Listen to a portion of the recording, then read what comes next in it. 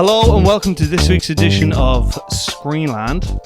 You don't care about this, listener, I know, but I'm just gonna, in the spirit of honesty, this is my third time trying to get this fucking thing going. I am joined by the wonderfully patient Dave Hanratty of NO ENCORE. Say hello to the people, Dave. I wouldn't have it any other way, Brian. I want the real, raw experience. Flubs and all. I mean, you know, like, it's one of those things where, you know, we're living in a world of mass-produced, hyper-produced podcasts, not naming names. We're not talking, you know, whatever. And I'm delivering the real shit, you know? I'm delivering the real shit. I'm the one that's keeping it real. And I am saying that because one of the topics that we are going to be talking about on today's show is influencers, specifically film influencers. I am legitimately terrified to have this conversation because, well, fuck it. We'll park that for the moment. Let's continue with the forward sell. I think you'd appreciate my producer speak here, Dave Hanratty. Yes, can I get a? Yeah, absolutely. I want to hear all kinds of production jargon on this one. Yeah, let's do a deep dive. You know what I mean? Let's touch base. Let's do the forward sell. So we're going to be talking about influencers. We are going to be talking about the new Dune Part 3 trailer with Marty Big Dream Big, Oscar losing Timothée Chalamet, and we're also going to be talking about the Oscars itself. You're drinking out of a fucking mason jar. I am. I know you didn't want to do this on camera. You're drinking out of a fucking mason jar. What part of this surprises you? I mean, like, it's that's kind of incredible that you were drinking out of an actual mason jar. I'm just, listen, you know what? It's cool. It's what the hipsters It is cool. do. Like, it's. I was going to say, like, it's. Yeah, like, it's all coming back, you know what I mean? Like, fashion is cyclical, you know? Everything old is new again. Yeah, I agree. Everything old is new. Like, the Passion Pit are going to be out touring again. The Naked and Famous, you know, Indie Landfill. It's making a comeback. Never went away for some people, I would say, Brian. Happy Patrick's Day, by the way. We are recording this. Thank you for noting that. Yes, we are recording this on St. Patrick's Day.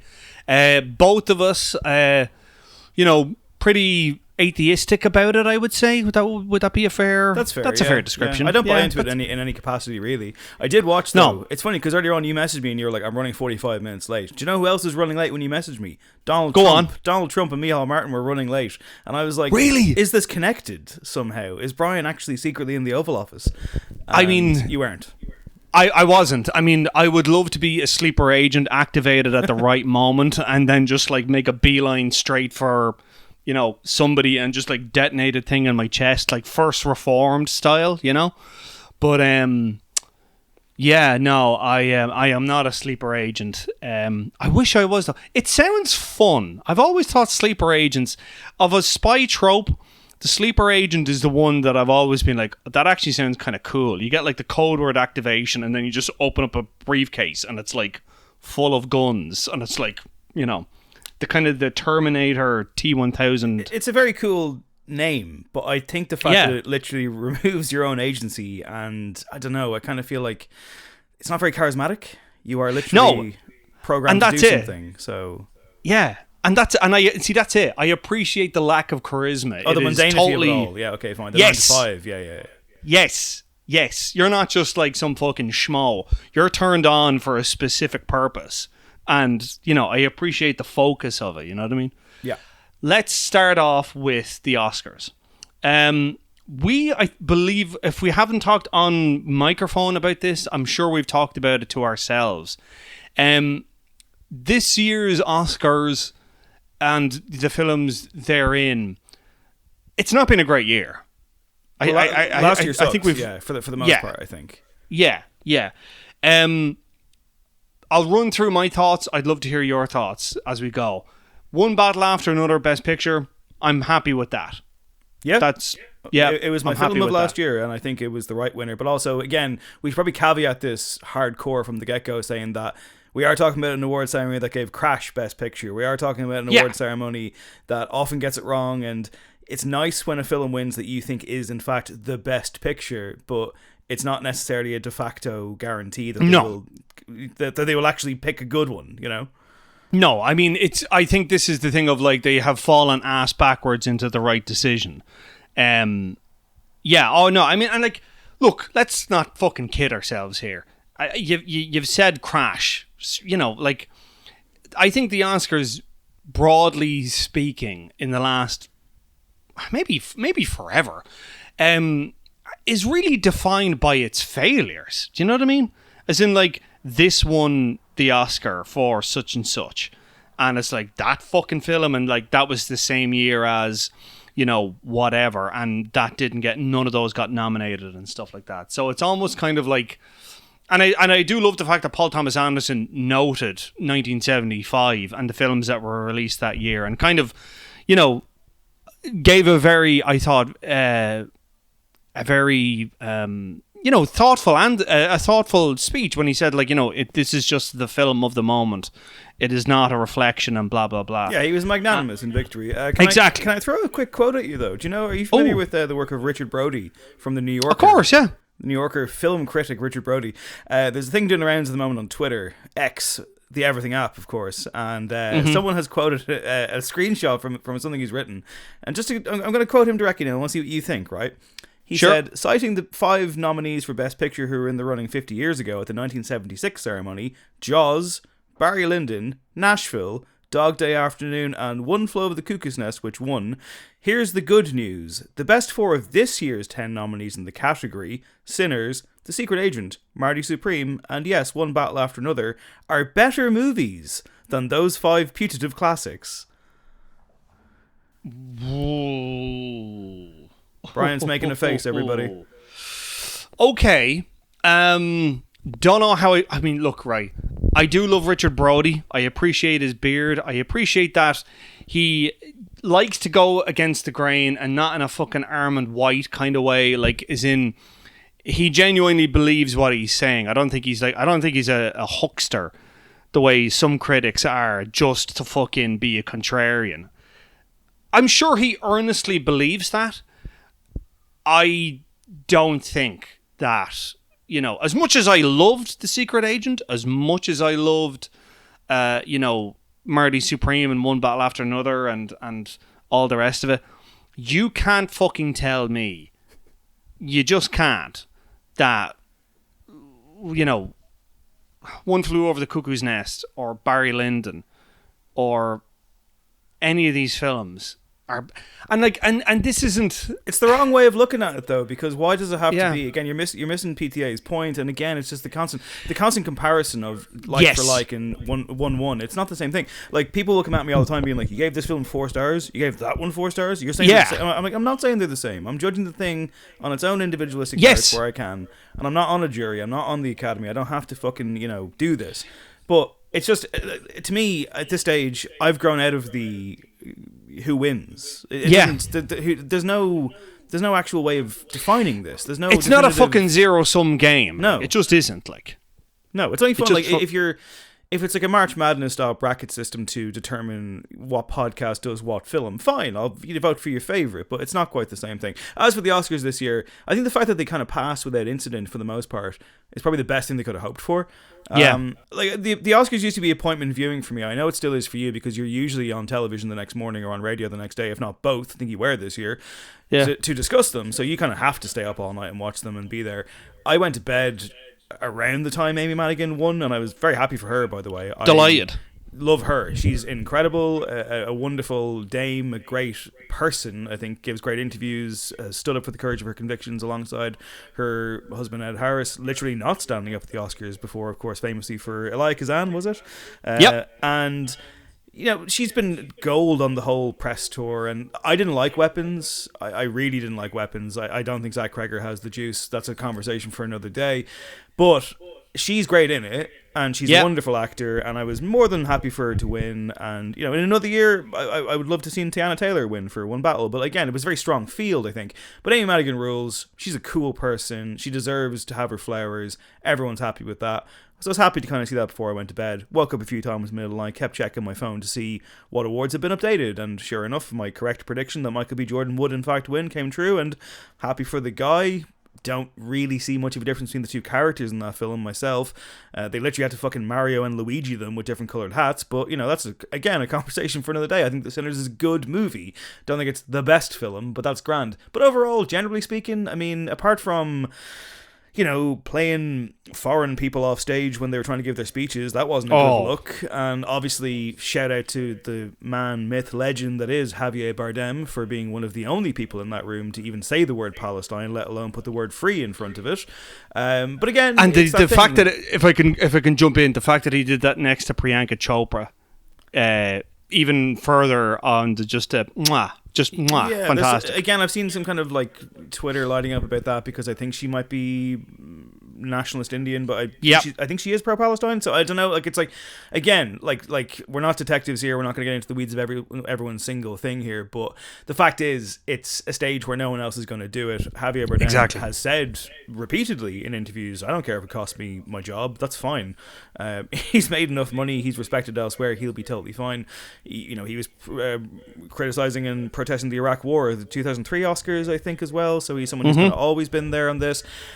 Again, though, you don't necessarily look to the Oscars for these political statements. No. It is unfortunate when the night goes on, and I understand, and even now there might be people listening who are like, lads, fuck the Oscars, they shouldn't even happen while the world is at war and these things are happening. But the reality is, unfortunately, for a lot of people, life does go on. And I think if you divorce that, if you can, I'm not saying that you should, but if you whittle down the Oscars to this distillation of what it is, which is a massive industry piss-up at the end of a months-long award season in which everyone is fucking tired, by the way. And because people were saying, oh, Conan's opening monologue wasn't great. Name me a great opening Oscars monologue. They don't exist. Second of all, the crowd are fucking wrecked. They want to go home. They want to get to the after party. They want to be able to eat again. It's kind of like, it's just a ridiculous situation, but everyone seemed a bit more tired this year. The field kind of, wrote itself. I think people were happy with who got what. Sean Penn didn't even bother turning up. It's just kind of, it was fine. I didn't really, from your position, going on the radio, going on the television, apart from Jesse Buckley, you probably didn't have that many headlines, right? No. I think the biggest thing I kind of had to talk about a little bit was how much they were ragging on Timothée Chalamet. Now, I will freely admit, he can be annoying. He is annoying. I totally get it. Like, his whole fucking motor mouth, overly earnest. I've read all the think pieces about, the great sort of, how do you call it, hypocrisy of him, ragging on ballet when his uncle or somebody, like, he has family connections. And his aunt, I believe, come from the ballet and the theatre world, but, like, I can't believe this discourse is still going. I mean, like, okay, like, and again, look, we can all jump up on our high horses and rag on him for doing that, and fine, fill your boots, man, whatever. But, and I don't think, and here, and I'll say this, I don't think this cost him the Oscars. I don't think this cost him the voting the was done, I believe, by that point. I think the press tour in general had an effect, and perhaps the effect he wasn't expecting, because again, I come back to the fact that this thing goes on for so long. Yes. It goes on for months, and initially I think there was a bit of fair play to him. He's injecting something a bit different into this. He's kind of bringing his Marty Scream character to the interviews with him. How much of it is him, how much of it is not him, and hey, listen, that's more interesting to me than just the standard everyone was amazing, my life was wonderful, being on a set is like blah blah blah blah. At least he did something fucking different, Yes. But I do think ultimately it bit him. I think it bit him before the ballet thing bit him. I think people were kind of like, you know what? Yeah, you're a bit annoying. Yeah, and I think he is. I mean, that's his whole shtick. Do you know, that kind of way? Like, I don't think you can look at his character, you can look at him and, not be kind of annoyed in some fashion. Do you know what I mean? Like, that's the idea. And, like, look, I think Michael B. Jordan, I'm delighted that he won. I thought, his performance was great in Sinners and all the rest of it and da da da da. But part of me does kind of feel, not that it was a safe choice. That's the wrong thing. It was the obvious choice. There you go. It was the obvious choice that he was going to win. Would you prefer to see somebody else win? Wagner Moura, for example?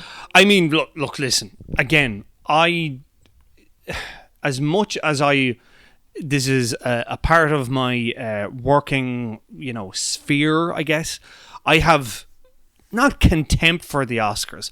I certainly don't really ascribe a huge amount of value to them. No, nor should you. Nor should we. Nor should you. I think if you're actually, like, the fact that, fucking Iron Claw didn't get any kind of nomination, I know. Fucking single one, forget it. Like, Zac Efron probably should have won that Oscar, maybe. Maybe I'm going a little bit too far there, but he certainly should have been. He should have been in the conversation. Why was he not in the conversation? Past lives, like how the fuck did that year you had Past Lives in the Iron Claw, and that wasn't even fucking mentioned. I will say, by the way, just on the actor thing, real quick, it kind of struck me though, just seeing the photo of Michael B. Jordan on stage holding his Oscar, and I was like, oh, it's Wallace. It's Wallace from The Wire. I'm really happy for him because we grew up with that guy. We grew up with that kid who comes to a tragic end in that amazing TV show.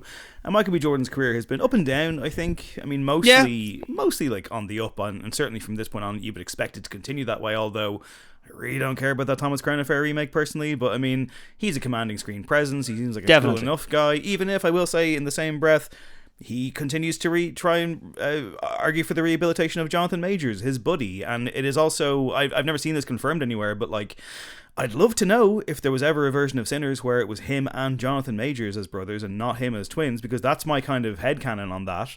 And that ultimately Jonathan Majors being booted out of Hollywood, correctly so in my opinion. And I will say as well, in the same breath, I saw Creed 3 before the Jonathan Majors stuff came out. My reaction, I think my Letterboxd review is still like, Jonathan Majors is a fucking movie star, because my god, in that film, crazy charisma, but terrible human being, and a rare case of Hollywood actually going, you know what, you are too toxic, we're not going to work with you. But I don't know, man. It's Hollywood, and like, they tried to bring back Max Landis recently, so like it never really ends, does it? But again, that's the thing. We watch on with the Oscars. We watch the dresses, the suits, the red carpet, Vanity Fair bollocks with fucking Amelia Oldenburg, and the usual, all the clip content stuff. And here from Ireland, like, I was on Irish radio like 3 different times talking about Jessie Buckley in advance of her winning the Oscar, because we are obsessed. Like, we are obsessed. Of course, Irish person to the Oscars, we're gonna go mental. We're all over it.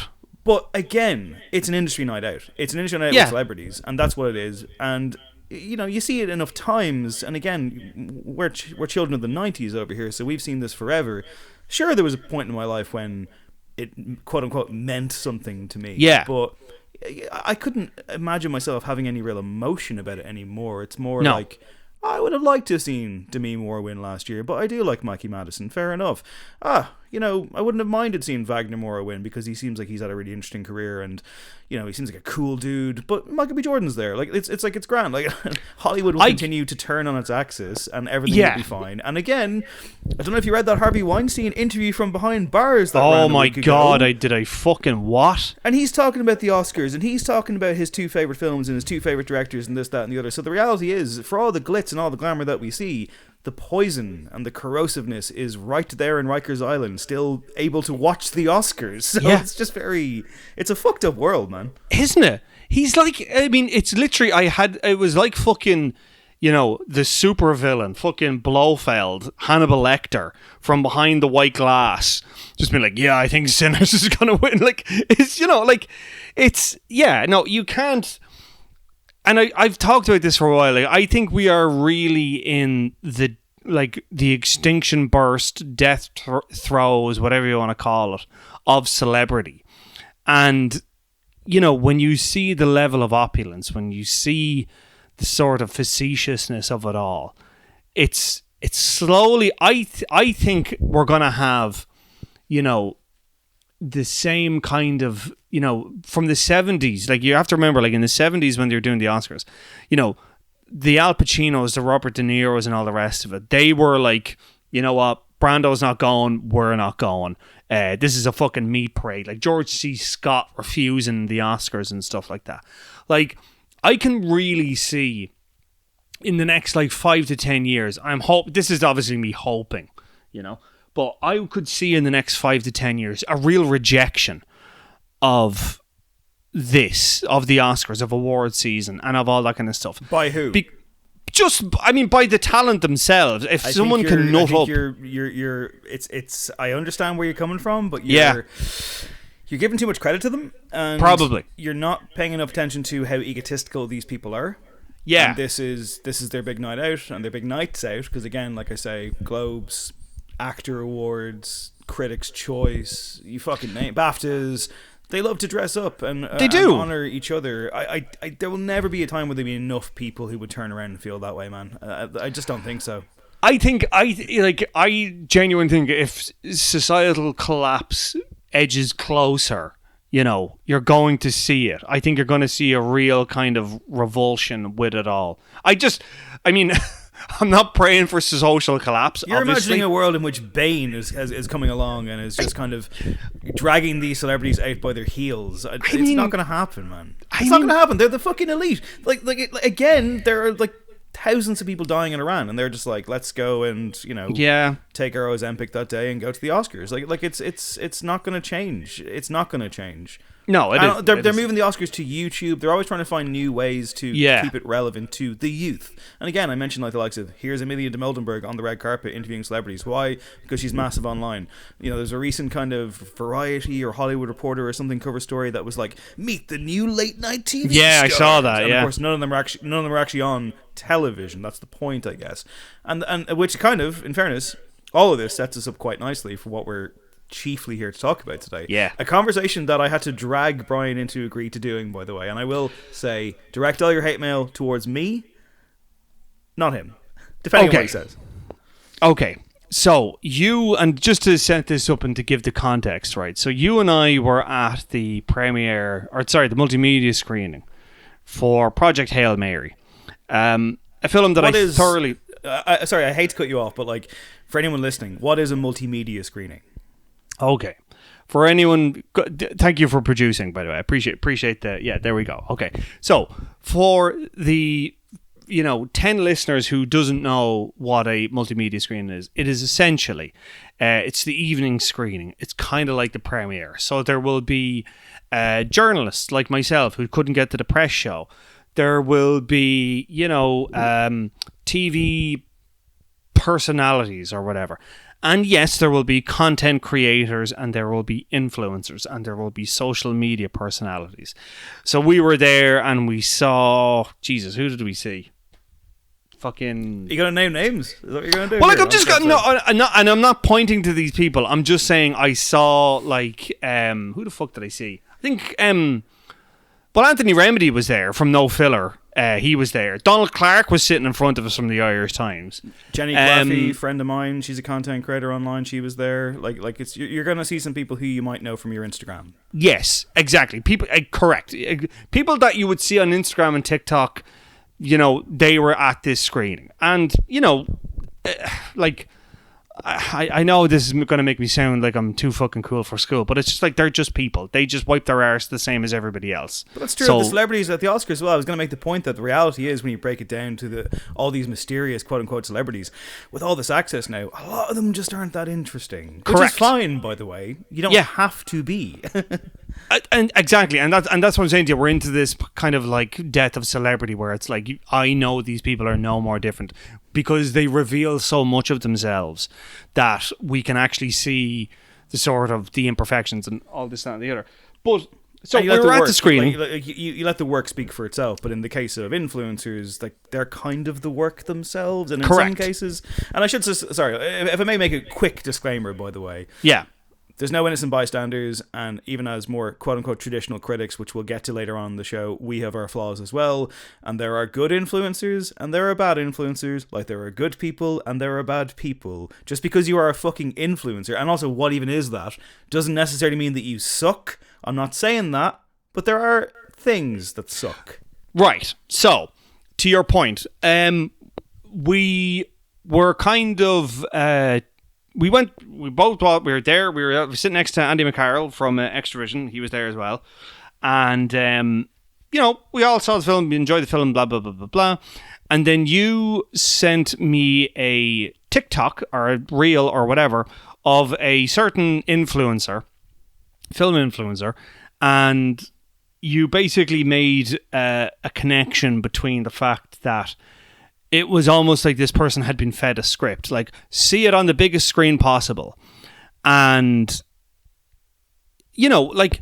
okay, I personally it's not that I think film influencers are full of shit, or that they are, trafficking in access journalism.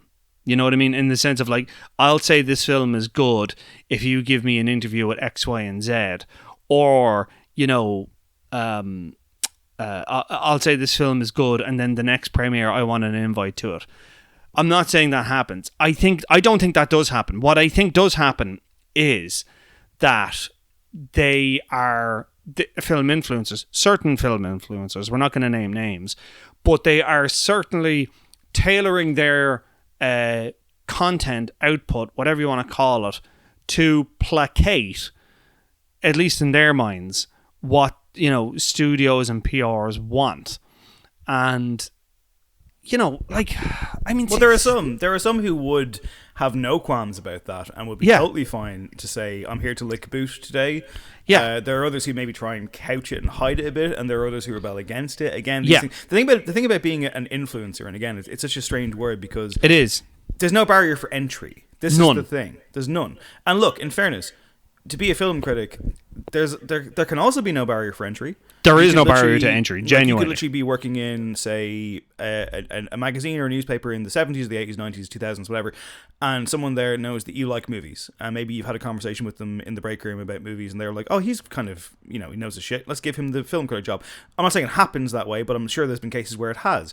Other people might go and do a journalism course. They might focus on the arts and do a lot of kind of individual work of their own and really get that position.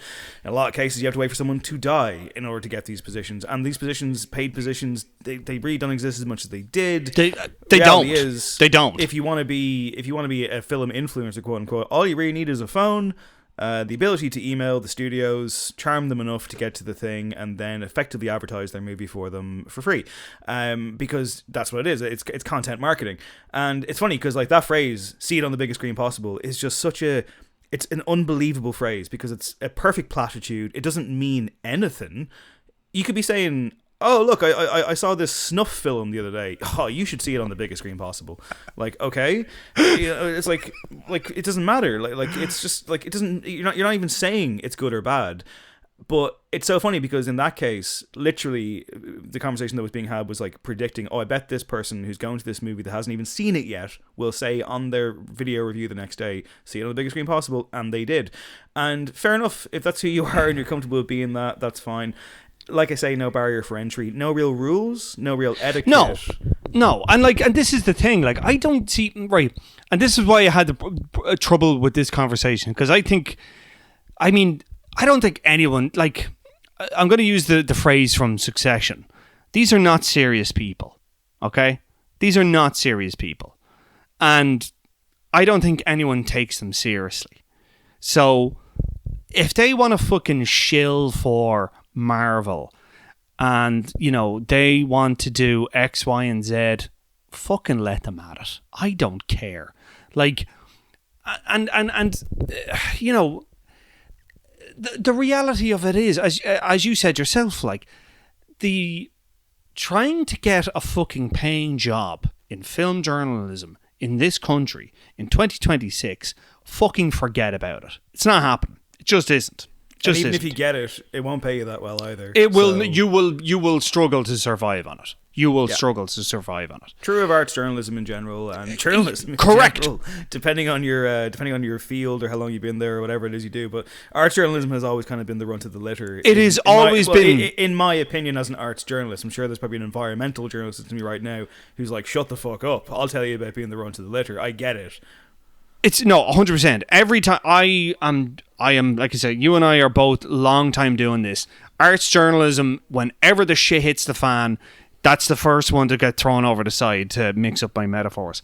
And that's so, like, whatever. It is what it is. Hey, we signed up for this. We're not complaining in that regard. And we're not saying to feel sorry for us at all. No, not at all. Yeah, and also as well, if you're listening to this and you're a young aspiring arts journalist, do it. Like, I mean, don't let us turn around and be like, hey, we're jaded. And for the record, I've been jaded since I was a fucking teenager. So this isn't even just like Dave's in his 40s now. It's more the reality, like the environment with any creative field in the world is tough. It's tougher than working in tech. Although I do find it funny that apparently AI is coming for tech. It's like, haha, you told me to code, and now you're fucked. But the world's fucked, as we discussed. I think it's more the fact that, like I say, you mentioned earlier on, like, oh, there's no directive, there's no edict from the studio to the influencer to say, give us a good review or else. But I certainly think it's implied, and it's a tacit unsaid. Oh, yeah.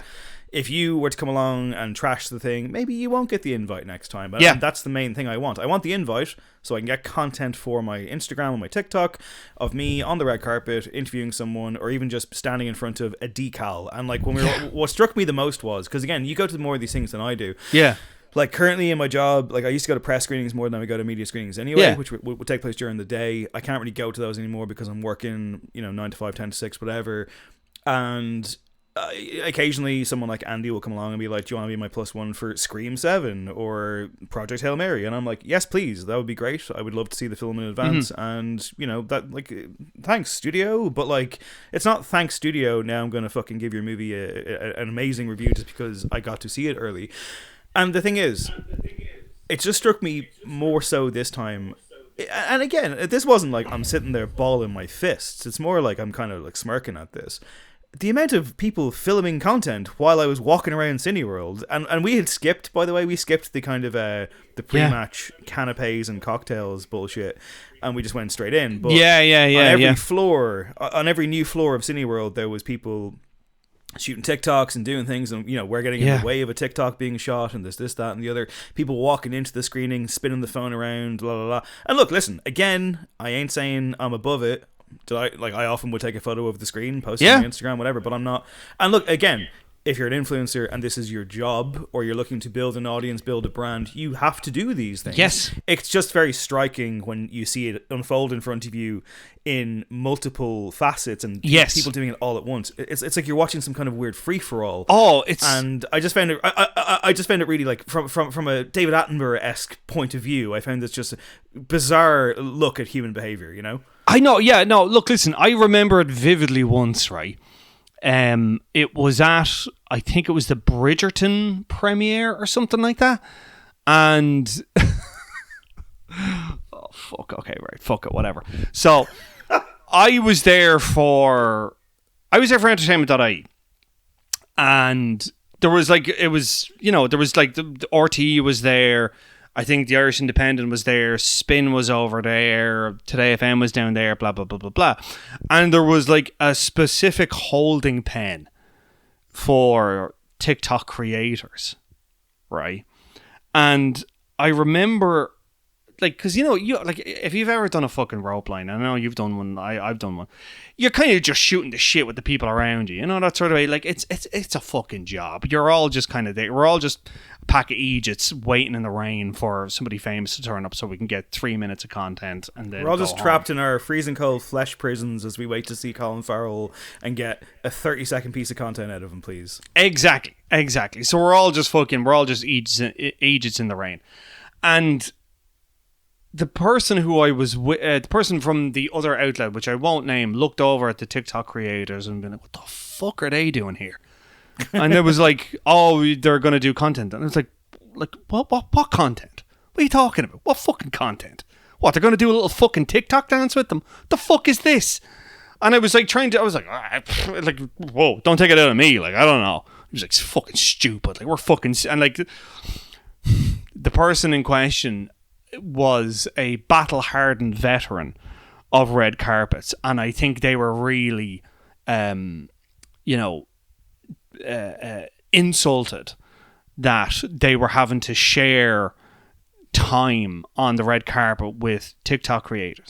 And like, look, this is a problem writ large in the entertainment industry, where you don't have journalists doing interviews anymore. You have content creators doing interviews, and like, it's all because content creators have a much wider audience, have a much bigger audience than schmoes like us that didn't bother their bollocks to fucking cultivate a social media following 5 years ago, and now we're just like there. We're bodies in the ditch now as well. Yeah. What I will say, if I may, is not to defend. Like, to my surprise, I almost want to defend the TikTokers in their holding cell as you were describing it. Yeah. But because the thing is, look, if they're invited there and you're invited there, well, then they're invited there. Yeah. Like, they're invited there by the studio. They've a quote unquote right to be there. I totally understand, especially a veteran of doing it a certain way. And you look, here comes the new generation with their phones and this, that, and the other.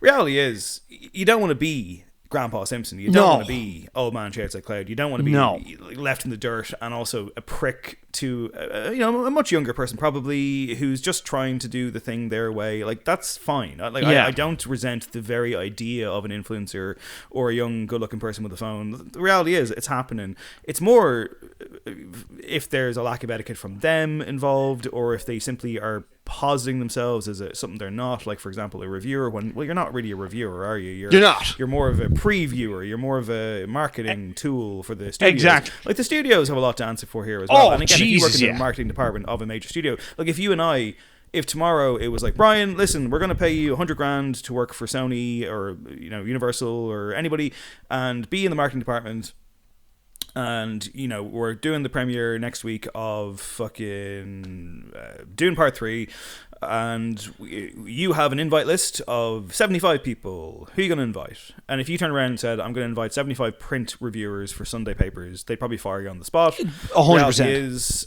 And the reality is, if you were willing to take that job, that's what's asked of you, right or wrong. You would have to get the cool 20-something, preferably good-looking, always smiling, fast turnaround content. We know they're going to say, like, we know it's going to be good. We know what we're going to get here is good coverage, because that brings me into kind of something else I want to look at, which is, well, there's two things, if I may. One is, like, when did this all first start happening? And I think with anything of this nature, it's hard to pinpoint the exact moment. Yeah. The reality is, we've certainly seen a massive influx of it in the last 3 or 4 years, especially when it comes to coverage of this. Yes. So I'm just going to read you out like a bunch of headlines, if I may. Right? Please. So here's Yahoo, 28th of July, 2023. This is before Barbie came out, by the way, and Oppenheimer, of course. Quote: "The brewing battle between film critics and influencers." Then on The Guardian on the 1st of August, 2023, written by a woman called Manuela Lazik.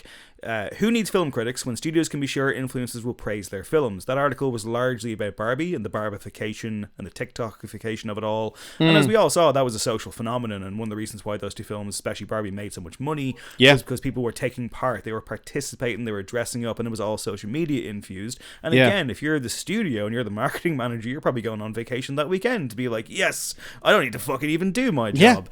Here's another one, World of Real on the same day, also about Barbie, influencers and the demise of film criticism? ?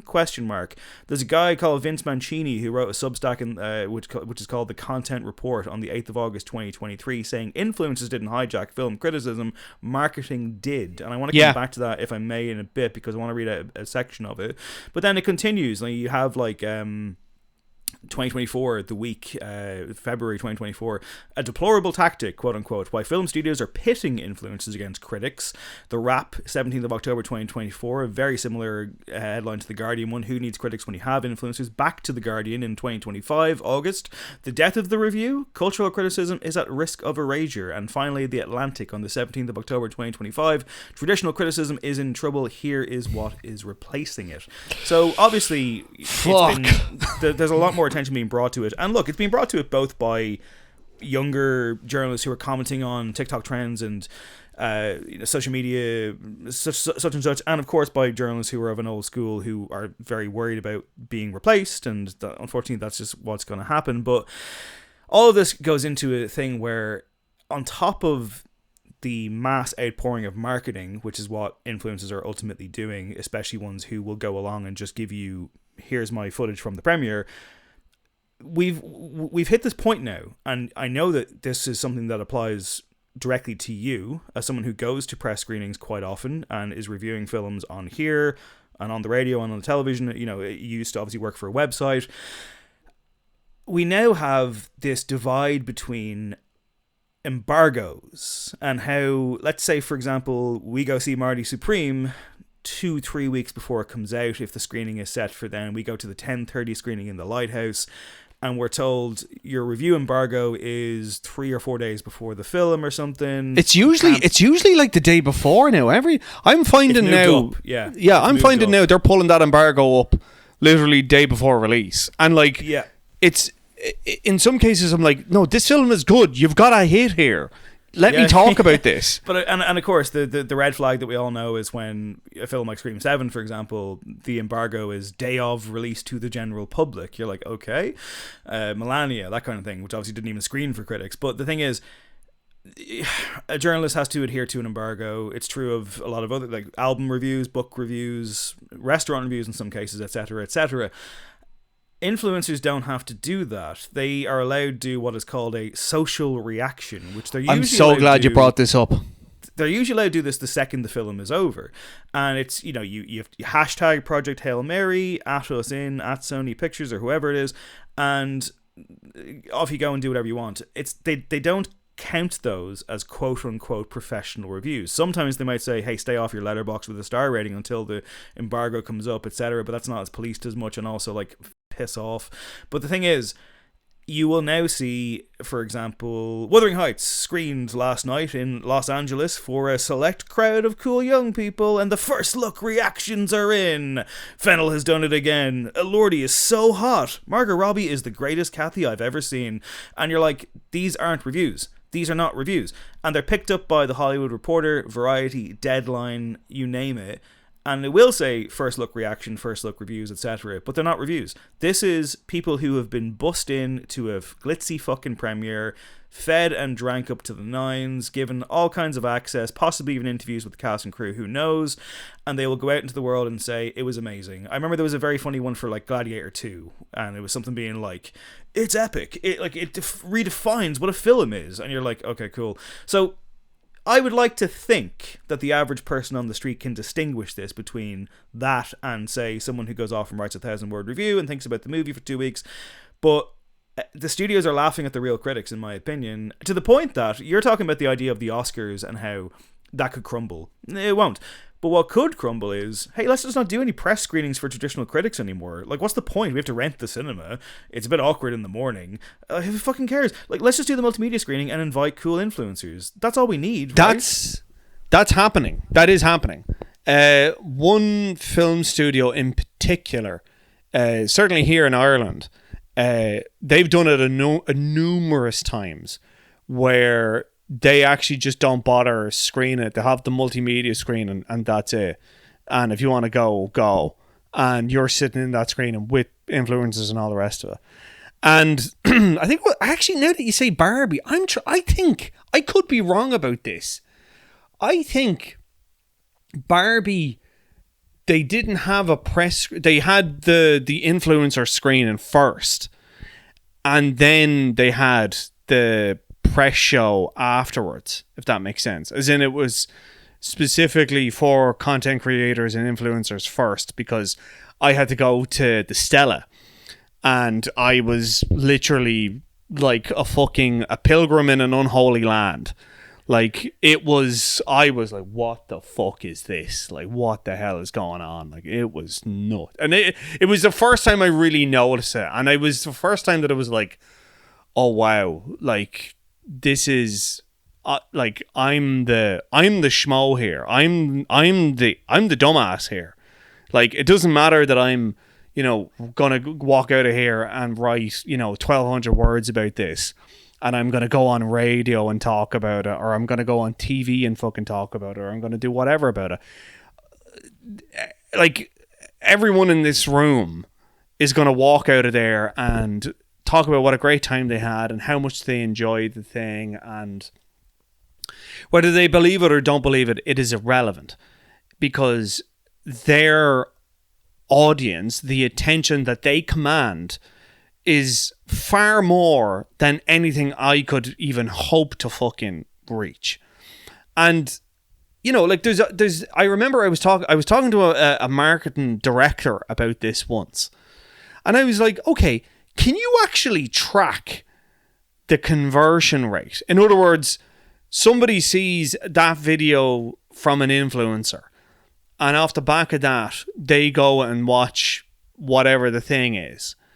do you have any kind of idea where that comes from? And they're like, no, it's a numbers game. No. They were brutally honest about it. It's like, they actually said, oh, it's the same 10 dickheads that turn up to every one of these screenings. Like, it's the same 10 people. We know exactly who they are. We know they'll turn up. They'll turn up to the fucking opening of an envelope, as far as I'm concerned. Like, but what they were saying was that, and I'm repeating what you said, they'll turn up, they'll say it's great, and, you know, they have, you know, 150, 250,000 followers. That's 250,000 followers that we're going to potentially reach for the cost of one cinema seat. That's it. That's going to reach that. I'll give you another example. And I'm going to have to really choose my words here. Okay. And it's tangentially related. So, there was a cultural institution that had a marketing budget. Okay. And they got out an outside agency to manage the marketing for this particular event that was happening in this cultural institution. And the outside agency's recommendation was, let's get a social media influencer of particular note in the island of Ireland. Let's get them to come to this event happening in this cultural institution. And what happened was, the person in question, the social media influencer, turned up, went to the restaurant that was attached to the cultural institution, and then came in, and the person in charge of the cultural institution met the social media influencer and said, okay, so here is the first floor, and have a look around. And the social media influencer went around with their camera, literally just like held it up, walked around, didn't stop at anything in particular, just, you know, getting the vibes. And then the owner, or but not the owner, the person in charge of the institution came to them and said, oh, you know, like, there's 2 more floors upstairs. I'll show you. And the social media influencer said, nah, I'm good, thanks. Put their phone in their pocket and walked out, and then collected, I think, $6,000 for that, for a 2-minute video that went on Instagram and TikTok. Now, the figures that came back, I was shown how much viewers that they got, and it was impressive. It was like 100,000 views on that one, and it was 120,000 on that, and it got 6,000 likes, and you know, the comments all seemed very kind of nice. And then I went back to the cultural institution, and I said, oh, so do you think many people came to it? And they're like, well, I couldn't fucking tell you. Brilliant. You know, but so like, I mean, reality is, it likely isn't going to translate into 100,000 tickets either. But it's a marketing thing. It is, and in fairness, that one sounds like it was literally a paid for, and there are, of course, influencers who will do paid partnerships. Yeah, and that's what I'm saying to you. Yeah. Yeah, but then you also have people who just like going to movie premieres and getting content for their socials, and that's kind of the implicit understanding. So again, why would you bite the hand that feeds there? Now, of course, there are good ones. There are people like I mentioned Jenny Claffey earlier on. I think she's actually really good online. Yeah. I think she's very like quick to say whether I actually liked or didn't like something. Yeah, which shouldn't be, you know, like this kind of insane bar that like, no, that shouldn't be that should be a standard issue. Yeah, but the reality is, it isn't, people, and there's also kind of a level of like, okay, I'll go on my Instagram and I'll say, thanks so much, Sony, for... I'm not ragging on Sony. It's just the first thing I keep thinking of. Universal. Yeah. Who's the other? Warner? Like, Warner, yeah. Or whatever the fuck they're going to be in a little while. But, like, thanks such and such for the great night. You know, like, go see the biggest screen possible. And then maybe they'll go on Letterboxd and give it 2 stars. And it's kind of like... Or if they don't like it... You know, and again, that must be the worst... That must be the fucking... Like, the toughest position for an influencer to be in. Like, oh, I actually didn't like this? What do I do? Okay, I can't say I didn't like it, so they might just say nothing, maybe just a photograph of being there. And it's just like, so again, we're in the space of what is an influencer, what is a critic. They're certainly not critics. Again, they have a right to exist, but it's a tricky one, because it's not going to go like in any kind of nutritional way, I think, for anybody. And it's funny because you alluded to earlier on, but like the reality is people at these studios recognize them for what they are as well. And that turns it almost into like wrestling. Like it's very carny to be like, hello, person with 300,000 followers, I kind of fucking hate you, but I need you, and like you're going to make my job a lot easier. You're going to have it. Like there's probably even people who go to like the Stella and they're editing their flashy TikTok in which they're pouting on the red carpet as the film is on. The film is secondary. The film is not even that big of a deal. I was at the thing. I was invited to the thing. Don't you want my lifestyle? You can, like, I'm cool. I get invited to these things. Look, isn't that great? Also, go see it. It's out Friday. See it on the biggest screen possible. Yeah. How do we feel, by the way, about, and again, this is something that we've had to do as well, where, especially if you're doing, like, a video interview or something, but, like, look, everything is content, and again, we're not above it. I used to work for fucking Joe.ie, like I currently work on different podcasts, and I'll go on the radio. Like I will always try and be true to myself, believe me, but you have to meet the room that you're in as well. Yeah. And I get it, and if you're hired to do a thing, and if you're, you're interviewing fucking Michael B. Jordan, like you have 7 minutes with him, which is a lot of time in the film world. Yeah. You gotta get a question in about Ireland, even though I'm like, really? Why are we so upset? Look, But, like, there's now this thing, though. There's this kind of pick-me journalism, if you even want to use the word journalism, where it's one thing to kind of relay an anecdote. And in fairness, I know who I'm talking to. You've often been good with this. You've often been like, hello, Paul Rudd, here's a thing. Or here's, you had that thing recently with Jack Black. You were kind of like, you gave him like a bit of a quiz. Everything now, it can't just be like, please tell me about the mise-en-scène of whatever you're working on. Everything has to have a gimmick. We know this. But there's now this thing, though, that I've noticed. And it's not just film interviews. I saw a football one recently where this guy was talking to Pep Guardiola, and it took him like 3 minutes to ask the question because he was analyzing Pep Guardiola's tactics in a very, like, admittedly impressive way, right? But it went on for so long, and Guardiola at one stage was like, you can see on his face, he was like, is there a question in here? But also Guardiola kind of was like, you should come work for me. And everyone's like, yeah, like he's the best. You should go work for him. And I'm like, well, are you a journalist or are you auditioning to be like what? Like there's a guy who has like a film book that he unleashes on people being like, here's my film book, by the way. That guy.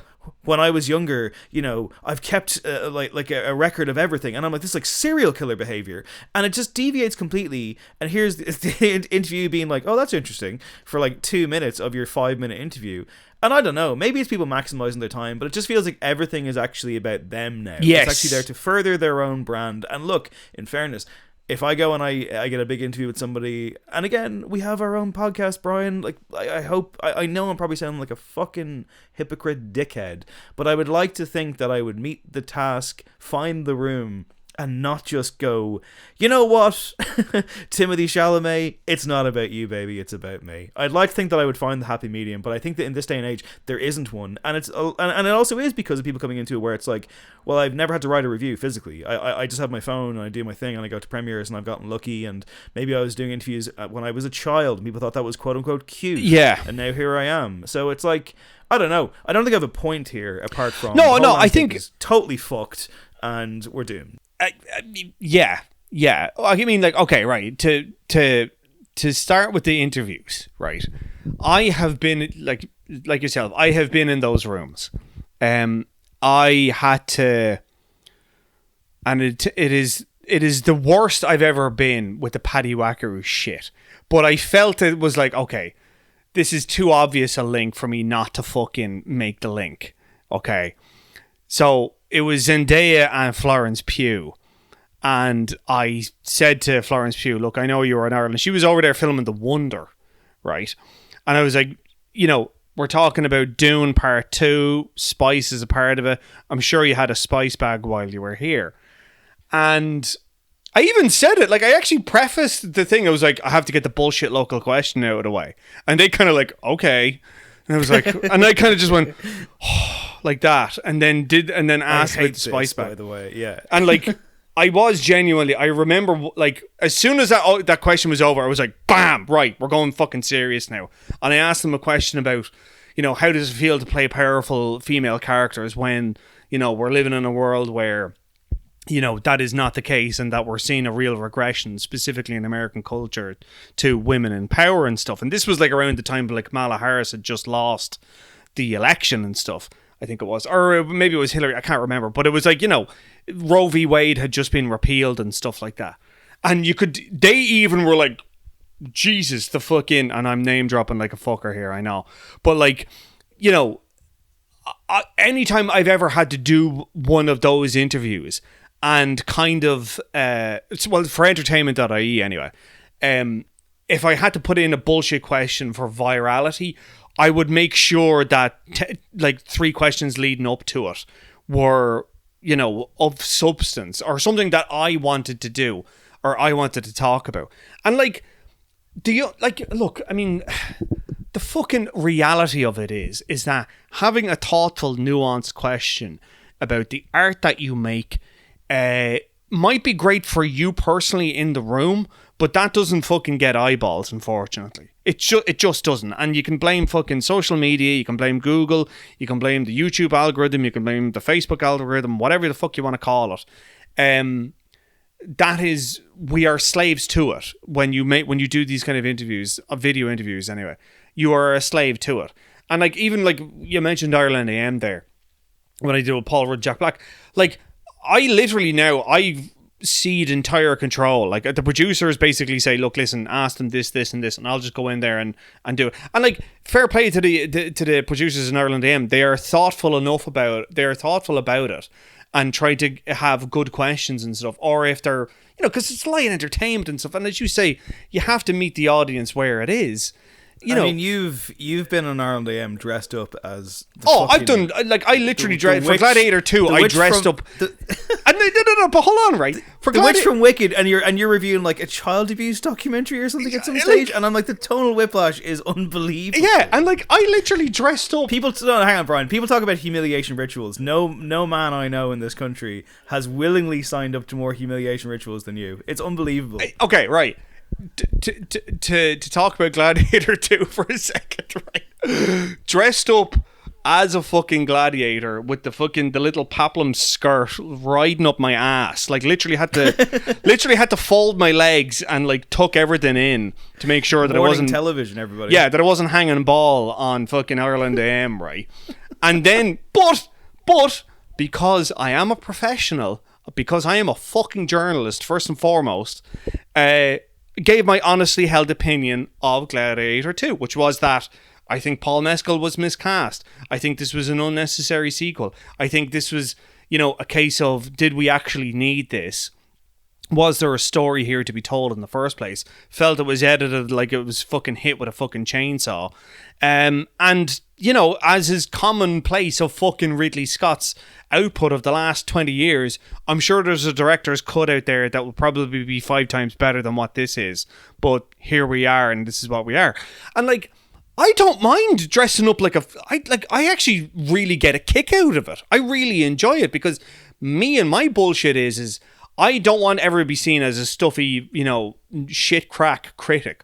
I would rather take the piss out of myself. I would rather acknowledge my own stupidity in the, you know, and the ridiculousness of it, in the spirit of like Roger Ebert and fucking, you know, Gene Siskel having a fucking basketball tournament at one of the Critics' Choice Awards in the 70s. That's one of my favorite clips, and it's I love it. That is what I am evoking. There's always room for gimmickry. There's always room for I love something. a gimmick. I mean, there's a point though when it overtakes the sure, thing, of course. Which is the problem, and that's the social media. That's the TikTokification of things, which isn't to suggest that, for example, that can't lead to something humorous. And also, I have watched those even when actors interview each other things, which I know pisses people off. It doesn't piss me off as much because I'm just kind of like, well, I wasn't going to get that gig anyway. Correct. So I'm just like, and in fairness, I've seen some very charming ones of those. Me too. Like, don't get me wrong, there is plenty of fucking you're great, no, you're great, no, you're great. Yeah, circle jerk. You will occasionally find something interesting, and also in fairness, it's like, well, look, that's the gimmick, and that's what gets the eyeballs, and that's what they're doing. Yeah, and look, lastly, I don't want to say that influencers can't do good things. And also, in fairness, I'm not an influencer. If my job every single day was I have to get my follower count up, I have to get access to XYZ, I'd say it's pretty stressful. Oh yeah. But like, let's just be honest here, you're also getting a lot of free shit, you're also getting a lot of access, you're also getting a lot of whatever. And in doing so, I don't think you can have anything resembling critical heft. I think most of them probably don't put themselves out there as critics, which is the right thing to do. I don't think the critic is dying, because I don't think a critic can die. I mean, for example, if someone might listen to this and they might turn around and go, that was a lot of fucking shite, those guys are idiots. Guess what you're doing? You're criticizing us. Like you're allowed to do that. You're down the pub on a Friday night with your mates, you're talking about the film you went to last night or the game of football you just watched, you're criticizing it. By engaging in a thing, you are criticizing it, and that's fine. And again, lastly, what I will say is, conventional critics are not infallible and not guilty of things. Rush review culture has been driving me insane for the last 10 plus years. I remember you talking about this with Pitchfork, wasn't it? I'll keep talking about this, because it's just like, Taylor Swift's released an album at 5 a.m. Irish time, and there's a review up in the Irish Times at 8 a.m. I'm like, well, how's that possible? I know you didn't have an advance, so this isn't a review. So it isn't just the kids coming up like with their phones. It isn't. At the same time, I do just find it quite like I said, I just sat there like jaw agog at just the amount of people almost tripping over themselves, like, to film the perfect shot, walking into Project Hail Mary, which is a film I thought was good. Yeah, I enjoyed the movie. You know what I'd say about that movie, Brian? I'd see it on the smallest screen possible, because that's not how it's supposed to be seen. Let's fuck with the form. This is it. I'm seeing this as its intent on the cracked screen of an iPhone 17. On the back of a bus with no earphones. Yeah, exactly. No earphones. On the back of a bus. I don't know. Like, I mean, look, this conversation, in fairness, I think has no end. Is the problem with it, yeah. And it's funny because, again, we've discussed you're willing to debase yourself for an entertainment show on television. I will constantly go on my own podcast and crucify myself about the slightest thing. Who watches The Watchmen? Like, I think we try to hold ourselves to account. And in fairness, like, I haven't really seen anything terribly awful and obnoxious up close in the wild, but I know they're out there, and there are reports. I think from what I can tell, and in fairness, I would expect this because, for starters, just bigger population, etc. But by all accounts, in America, it's much worse, and there's a lot of influencers who, like, full on don't know who, like, Martin Scorsese is. Do you know what I mean? For example, and it's like, out of the way, old man, or like some, but like, it's like that is. There's a reckoning coming there, I think. Definitely. In Ireland, I think we're still very, like, self-conscious in a lot of ways, and Catholic guilt and whatever. Yes. And I kind of feel like we'll never truly ascend into pure, irredeemable dickhead territory. No. But then again, watch this space influences prove me wrong. I mean, like, I'm glad you brought up America there, because there was that famous clip of some fucking influencer talking to Delroy Lindo and talking about being an emerging artist, and the guy was like, fucking, you're not an like, Delroy Lindo was like, I'm 74, I've been around a while, I'm not an emerging artist. What are you talking about? And that influencer was rightfully got their arse handed to him. And look, again, I suppose we're kind of talking in circles here. Yes, the marketeers, they are up against it. The line I always say is there has never been more entertainment available to people at any point in history than there is right now. And, film studios are literally in a fucking battle for their own survival. And, the marketeers and all the rest of it, I am sure they are not above taking any help they can get. And they are... No, it's a business. It's a cutthroat business. I mean, like, let's not pretend that when we go to those screenings, which again, we are, of course, also glad to go to. Yeah, very much so. Like, yeah. You get the free popcorn and this, that, and the other. It costs them money. They got to make that money back. They're not doing it for the good of their fucking health. So it's all mutually beneficial in some way. Yeah. And also, there was always a contract between critic and studio, in as much as we'll adhere to the embargo and we will mention the physical basic details of what's in the movie and when it comes out, and even if we trash it, it's still coverage. So like and I say, no innocent bystanders, but it's just been kind of fascinating to watch the trickle down effect of this and just see how much of a melange and a bit of a mess it is. And again, I know it's inside baseball, but if you've listened this far, you might share our thoughts that I do find it funny just to see influencers versus old school guard, because it's like legacy media versus like versus modern media. And like, someone who works in the podcasting space, I often have to deal with journalists who might be more veteran journalists, and some of them are more up for doing a podcast than others. And like, there's always going to be a barrier. Yeah, there's always going to be a discipline. There's always going to be, and I totally respect, by the way, like massively respect someone who is dyed in the wool and is like, I've written for the Sunday Independent for 50 years. I don't want to go on your fucking podcast. I'm like, oh, okay, fair enough. That's your decision. You know, like, I'm not going to force you. Yeah. Like, I think, like, again, this is the thing, right? It's ultimately, I feel, and we'll move on from this. I feel when it comes to film influencers, and it comes to film journalists, and this can be, you know, goes to music, this goes to whatever. It really depends on the audience themselves to, you know, cultivate their own diet, in the sense of, okay, if this, you know, influencer is given everything fucking 5 stars, you know, where's the light and the shade? Do you know what I mean? Where's the up? Where's the down? What's the thing? Like, you know, and like ultimately, you're going to have to go, if you're going to go see that thing without reading a film critic review or without seeing a film influencer's review, and then you go out and, you know, you watch a TikTok or you read a review or you read a Substack or you do whatever, and you disagree with it, great, that's fine. You know, that's, you know, great. But I don't know. I think the reality of it is that it is up to people themselves to decide what they want to take in. And, you know, maybe I have a better opinion of people. I think people are smart enough to see, oh, that person is just going there and just taking pictures, and it's like, oh, well, okay, so he's at Project Hail Mary. I don't think they're looking at that person and saying, oh, I wonder what he thinks of it.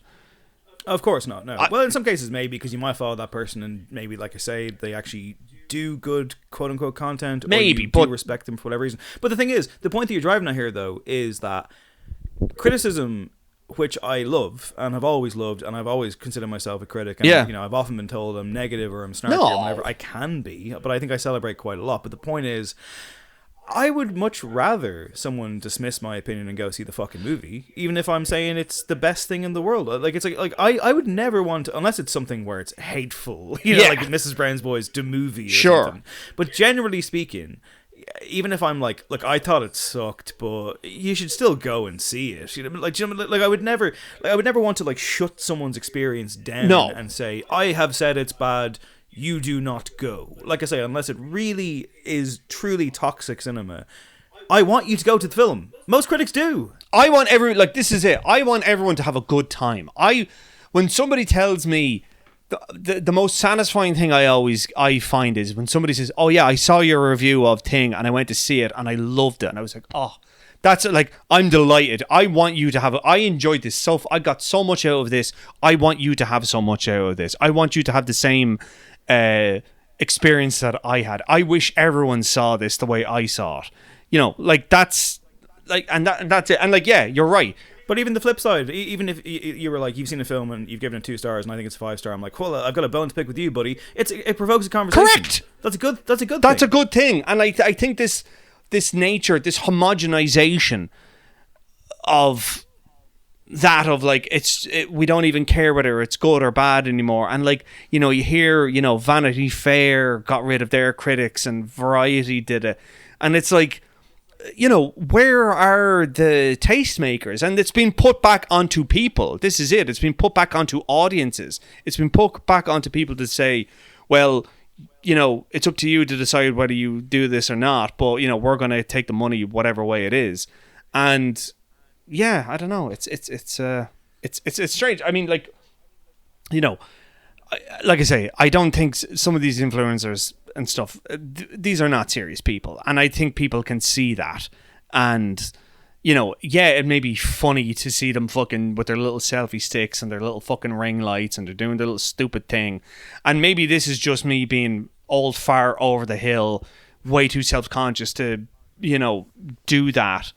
But it's, yeah, I think people are, I think fundamentally I have hope that people can see past this shit. But then again, you look at Today FM fucking making Killala Kingfisher. Are we going to talk about that? Can we talk about that? The eighth best song in Irish history. In Irish history is Killala by Kingfisher. Of course it isn't. But at the same time, Zombie isn't the best song or song of all time. It's not even the best Cranberries song. But lists of this nature are always fundamentally flawed, no matter who does them, no matter how they're done. Again, at a certain point in my life, I eventually just realized I can't keep fighting in this loop discourse, and it's just never going to fucking change. And again, for us as well, like, a part of me wants to say, actually, if there is a film influencer out there who actually dedicates their entire lives to going to see movies and loves it, great. Like, I'm more concerned about two things. One, I'm sure AI influencers are coming around the corner. You don't even have to go to the premiere because they don't exist. And number two, I'm more concerned about reports of film students at expensive New York film schools being like, I couldn't finish the film, it was too long. That's much more concerning to me than someone who gets the invite to fucking Cineworld on a Monday evening. Do you know what I mean? I think now, hold on now. I'm gonna now right. I think that second one, I think that's bullshit. I think that is pure yellow journalism. I think that is like. I think it's a psyop, dude. I don't buy that for a fucking single second. I think that was totally made up. I think that is pure. That is bullshit as far as I'm concerned. I don't buy that for a fucking single second. I just don't. I think that's pure. As soon as I heard that, I was like, "Fuck that. That's not real. There's no fucking way." You just no. I couldn't get through that. People, no. Again, like I say it all the time, and I'm not saying I'm a member of Mensa because I'm not, but you'd be surprised. You have to keep reminding yourself that there's a lot of stupid fucking people out there.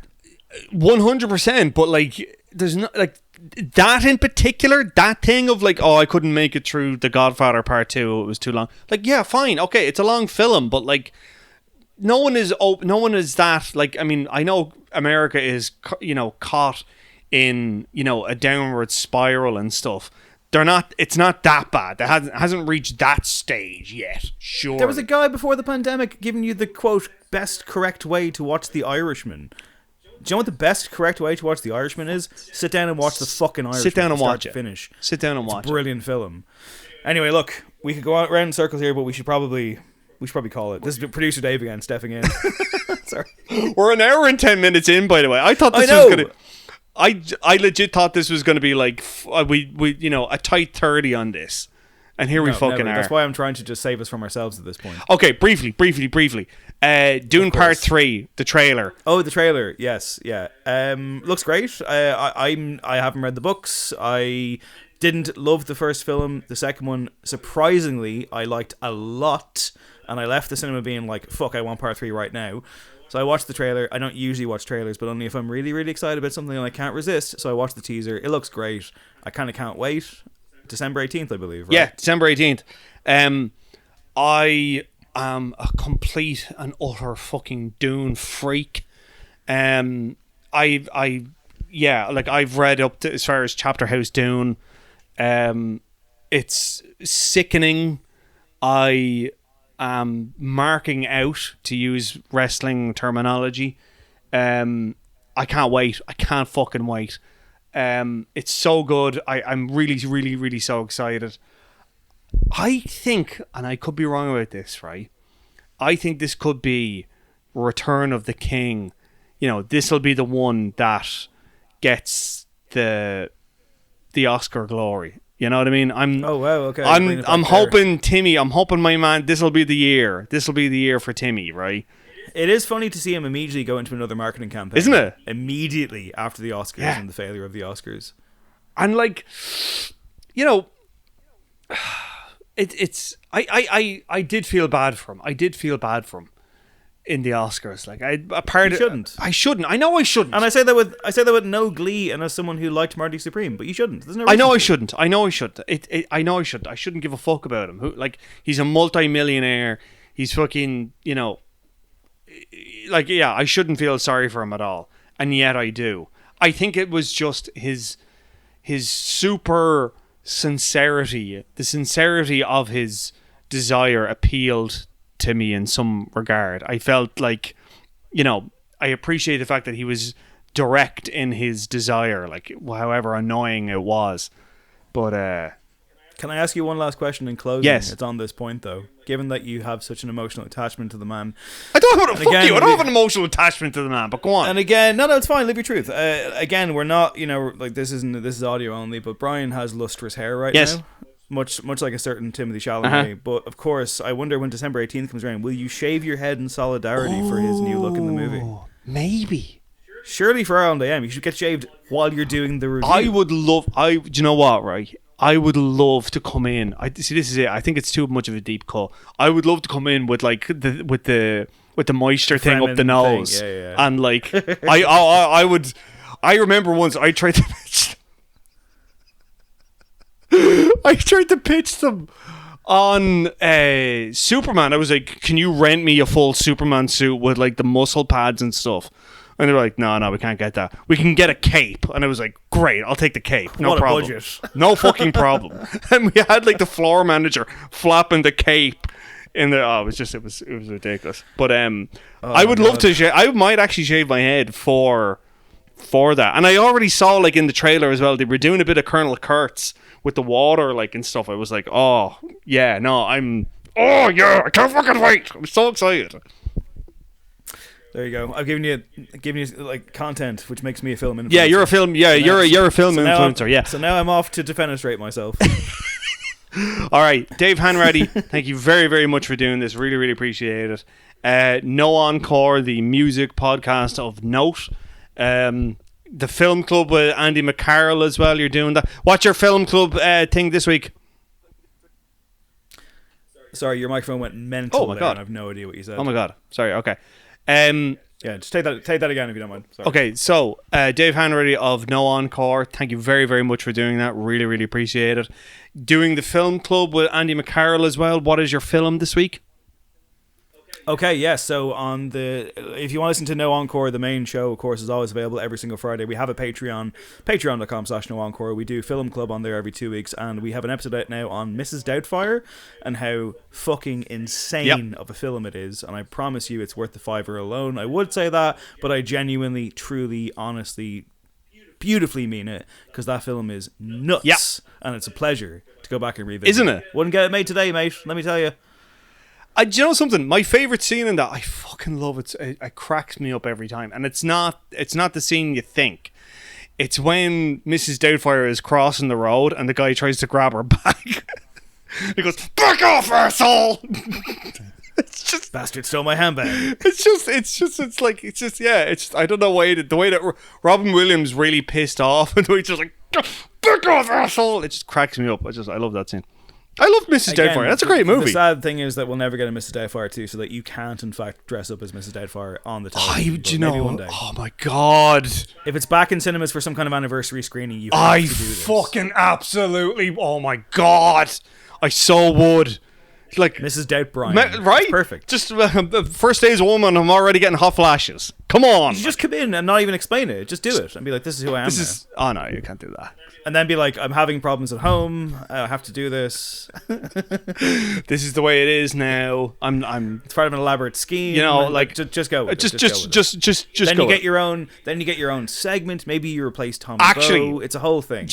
A funny joke, right? The old editor of Entertainment.ie said, "You know what you should do sometime?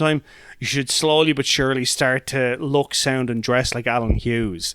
And don't explain it, and just like come in one day and your hair's kind of dyed and you've got the beard, and it's like just do like little by little until eventually you're just Alan Hughes.